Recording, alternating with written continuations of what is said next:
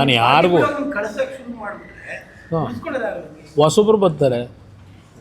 ಅದೇ ಜನ್ಜಿ ಅಂತ ಈಗ ಹೊಸ್ದಾಗಿ ಶುರುವಾಗಿದೆಯಲ್ಲ, ಬಹಳ ಜನ ಬರ್ತಾರೆ. ನಾನು ರೆಡಿಯಾಗಿದ್ದೀನಿ. ನಾನು ಈ ಪಕ್ಷದಲ್ಲಿ ಯುವಕರುಗಳಿಗೆ ಹೆಚ್ಚಿನ ಆದ್ಯತೆ ಕೊಡಬೇಕು, ಹೊಸ ಮಕ್ಕಳಿಗೆ ಅಂತಕ್ಕಂಥ ನಿರ್ಧಾರ ಮಾಡಿದ್ದೀನಿ. ಅವ್ರ ಹೆಸರು ಎತ್ತಲೇಬೇಡಿ ಬಿಡಿ, ನನ್ನ ಹತ್ರ ಅವ್ರ ಹೆಸರೇ ತರಬೇಡಿ. ನಾನು ಕಳೆದ 1.5 ವರ್ಷದಲ್ಲಿ ಅವ್ರ ಬಗ್ಗೆ ನಾನೇನಾದರೂ ಮಾತನಾಡಿದ್ದೀನ? ಮೊನ್ನೆ ಚಾಮುಂಡೇಶ್ವರಿ ಕ್ಷೇತ್ರದಲ್ಲಿ ಸಭೆ ಆಯಿತು, ಅವ್ರ ಹೆಸರನ್ನ ಏನಾದರೂ ಎತ್ತಿದ್ನ? ನಾನು ಅವ್ರ ಹೆಸರು ಬಗ್ಗೆ ಚರ್ಚೆ ಮಾಡೋದೇ ಬೇಡ. ಯಾವುದೋ ಒಂದು ನಿಮಿಷ ಬ್ರದರ್, ಅಂತಿಮವಾಗಿ ಯಾರೇ ಹೋಗಿ ಚರ್ಚೆ ಮಾಡಿದ್ರು ಅಂತಿಮವಾದ ನಿರ್ಣಯ ನನ್ನ ಕಾರ್ಯಕರ್ತರ ಅಭಿಪ್ರಾಯಗಳೇನಿದೆ ಅದನ್ನು ಇಟ್ಕೊಂಡು ನಾನೇ ತೀರ್ಮಾನ ಮಾಡ್ತೀನಿ. ಅವ್ರು ಯಾರು ಬೇಕಾದ್ರೆ ವೈಯಕ್ತಿಕವಾಗಿ ಪಾಪ ಅವರವರು ಆತ್ಮೀಯತೆ ಏನು ಇಟ್ಕೊಂಡಿರ್ತಾರೆ ಅದ್ರ ಮೇಲೆ ಹೋಗಿ ಪಾಪ ಏನೋ ಚರ್ಚೆ ಮಾಡ್ಕೋಬೋದು.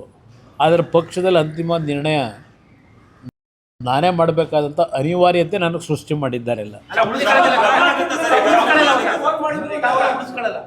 ನಾನು ಎಷ್ಟು ಬಾರಿ ಹೇಳಿದ್ದೀನಿ ಬ್ರದರ್, ಎಷ್ಟು ಬಾರಿ ಹೇಳಿದ್ದೀನಿ, ಅವ್ರ ಬಗ್ಗೆ ಚರ್ಚೆನೇ ಮಾಡಬೇಡಿ ನನ್ನ ಹತ್ರ ಅಂತ ಹೇಳಿದ್ದೀನಿ. ಯಾಕೆಂದರೆ ನನಗೆ ಈ ಹೊಸ್ದಾಗಿ ಅನುಭವ ಆಗಿರೋದಲ್ಲ, 3 ಬಾರಿ ಅನುಭವ ಆಗಿದೆ.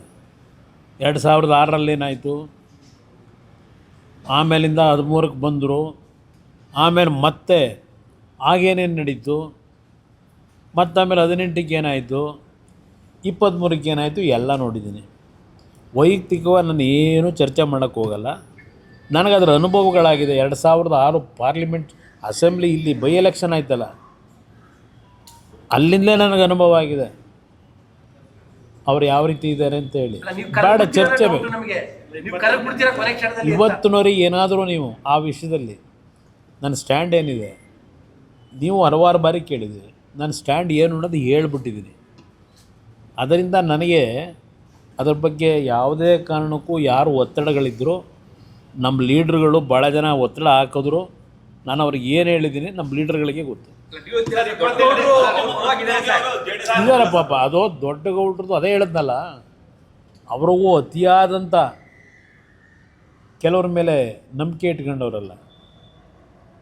ಆ ನಂಬಿಕೆ ಏನು ಅಂತಕ್ಕಂಥದ್ದು ಅವ್ರಿಗೆ 70 ವರ್ಷದಲ್ಲಿ ಆಗಿರ್ತಕ್ಕಂಥ ಹಲವಾರು ಪೆಟ್ಟು ಮೇಲೆ ಪೆಟ್ಟು ಬಿದ್ದರೂ ಅಯ್ಯೋ ಏನೋ ಪಕ್ಷಕ್ಕೆ ಏನಾದರೂ ತೊಂದರೆ ಆಗಬಾರ್ದು, ನಾವು ಈ ಥರ ಕಳಿಸ್ಬಿಟ್ರೆ ಅಂತೇಳಿ ಏನೋ ಒಂದು ಅವರಿಗೆ ವ್ಯಾಮೋಹ. ಆ ವ್ಯಾಮೋಹದಲ್ಲಿ ಅವ್ರ ಪಾಪ ಎಲ್ಲರನ್ನು ಉಳಿಸ್ಕೋಬೇಕು ಅಂತ ಟ್ರೈ ಮಾಡ್ತಾರೆ. ಆದರೆ ಆ ದೇವೇಗೌಡರು ಇಟ್ಕೊಂಡಿರ್ತಕ್ಕಂಥ ದೇವೇಗೌಡರು, ಈ ದೇವೇಗೌಡರಲ್ಲ, ಅಲ್ಲಿ ಬೆಂಗಳೂರಿದ್ದಲ್ಲ ಆ ದೇವೇಗೌಡರು, ಅವರು ಇಟ್ಕೊಂಡಿರ್ತಕ್ಕಂಥ ಒಂದು ಆತ್ಮೀಯತೆ, ವ್ಯಾಮೋಹ, ಒಂದು ನಂಬಿಕೆ ಉಳಿಸ್ಕೊಳ್ಳದೆ ಇದ್ರೆ ಏನು ಮಾಡೋಕ್ಕಾಯ್ತದೆ?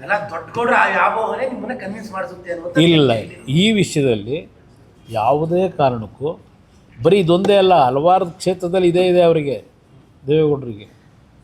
ಏನು ಮಾಡೋದು? ನಾವು ಕೊನೆಗೆ ನೀವು ಹೇಳ್ದಂಗೆ ಅವರಿಗೆ ಗೌರವ ಕೊಡಬೇಕು ಅಂತೇಳಿ ಕೆಲವು ವಿಷಯದಲ್ಲಿ ಅವರು ತೆಗೆದುಕೊಳ್ತಕ್ಕಂಥ ನಿರ್ಧಾರಕ್ಕೆ ತಲೆಬಾಗಿದ್ದೇವೆ.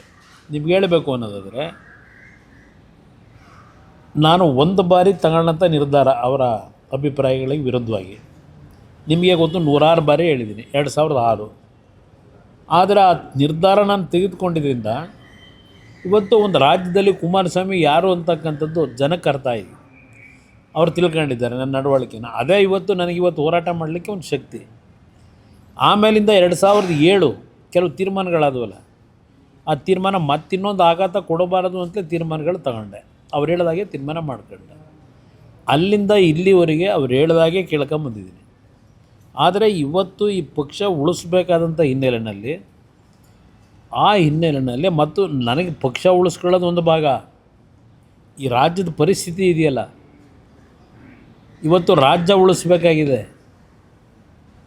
ಈ ರಾಜ್ಯ ಉಳಿಸ್ಲಿಕ್ಕೆ ಇವತ್ತು ನಮ್ಮ ಆಕಸ್ಮಿಕವಾಗಿ ರಾಜಕಾರಣಕ್ಕೆ ಬಂದು ಈ ರಾಜ್ಯ ಉಳಿಸ್ತಕ್ಕಂಥದ್ರಲ್ಲಿ ನಾನು ಸರಿಪಡಿಸ್ಕೊಳ್ಳದೆ ಹೋದರೆ, ರಾಜಿ ಆದರೆ, ಅಲ್ಲಿ ನನಗೂ ಏನಿದೆ, ನನಗೂ ಬೇರೆಯವ್ರಿಗೂ ವ್ಯತ್ಯಾಸ.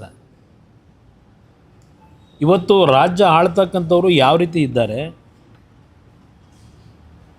ಜನಗಳ ಭಾವನೆಗಳು ಏನೇ ಇದ್ರೂ ಅದನ್ನೆಲ್ಲ ಧಿಕ್ಕರಿಸಿ ನಾನು ಏನು ಮಾಡಿದ್ರೂ ನಡೆಯುತ್ತೆ ಅಂತಕ್ಕಂಥ ಒಂದು ಉದ್ದಡತನದಲ್ಲಿ ಇರ್ತಕ್ಕಂಥ ಈಗಿನ ವಾತಾವರಣ ಸರಿಪಡಿಸ್ತಕ್ಕಂಥದ್ದಕ್ಕೆ ನಾನು ಧ್ವನಿ ಎತ್ತೆ ಹೋದರೆ ಇಲ್ಲಿ ನಾನು ನಾಡಿನ ಜನತೆಗೆ ಹೇಳ್ತೀನಿ, ಅದರಲ್ಲೂ ವಿಶೇಷವಾಗಿ ನನ್ನ ಬೆಳೆಸಿರ್ತಕ್ಕಂಥ ನನ್ನ ಭಾಗದ ಜನಕ್ಕೆ ಹೇಳ್ತೀನಿ, ವೈಯಕ್ತಿಕವಾಗಿ ನಾನು ಯಾವುದೇ ಈರ್ಷ್ಯೆ ಅಸೂಯೆ ಪ್ರಶ್ನೆ ಇಲ್ಲ. ಇವತ್ತು ರಾಜ್ಯ ಉಳಿಬೇಕಾಗಿದೆ.